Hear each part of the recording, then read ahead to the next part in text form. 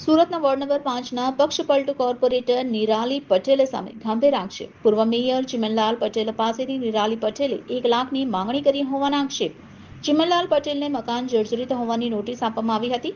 મકાન અશ્વિની કુમાર ફૂલપાડામાં સ્થિત છે. પૂર્વ મેયરે વરાછા ઝોનમાં આવીને હોબાળો મચાવ્યો. નોટિસ સગેવગે કરવા માટે નિરાલી પટેલે 1 લાખ રૂપિયા માંગ્યા હોવાના આક્ષેપ. 1 લાખ રૂપિયામાં અરજી દફતરે કરાવી અધિકારીઓની સાથે સેટલમેન્ટ કરવાની વાત. નિરાલી પટેલ હાલ આમ આદમી પાર્ટીમાંથી ભાજપમાં જોડાયા છે. જે મારું નામ સુરેશભાઈ સુહાગિયા, પૂર્વ સભ્ય નગર પ્રાથમિક શિક્ષણ સમિતિ સુરત.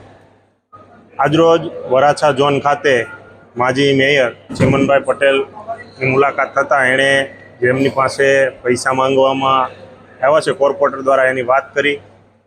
એ વાત એક ખૂબ ગંભીર બાબત કહેવાય, કારણ કે એક ચાલુ કોર્પોરેટર અને સુરત શહેરના પ્રથમ નાગરિક માજી મેયર પાસે જો આ પૈસા માંગણી કરતા હોય તો એક સુરત શહેર માટે ખૂબ ગંભીર બાબત કહેવાય.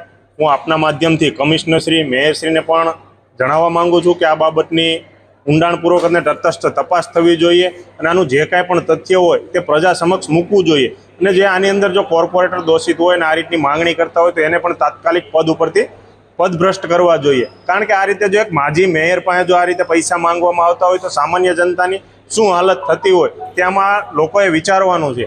એટલે આ એક ખૂબ ગંભીર બાબત છે અને આ બાબતે સંપૂર્ણ તપાસ થવી જોઈએ. હતી ને પછી ભાજપમાં જોડાણી જ ને.